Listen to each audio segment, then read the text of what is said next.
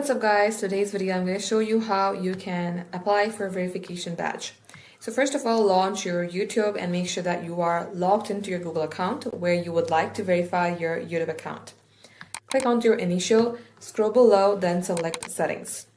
Now in here, select advanced settings and make sure that you copy your channel ID. Once you do that, open a new tab, and what you could do is you could simply search for verification YouTube badge. And the way you do it is by simply opening your another tab and typing in verify YouTube account. As you do that, you will see a page like this if you click onto the first link that appears in your search result.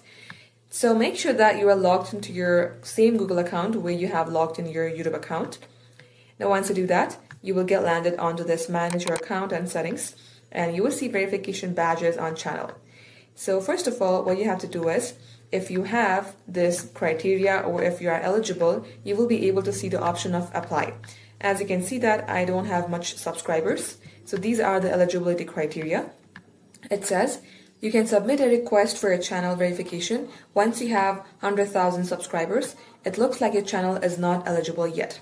So if your channel is eligible, you will not see this. Instead, you will see apply now button.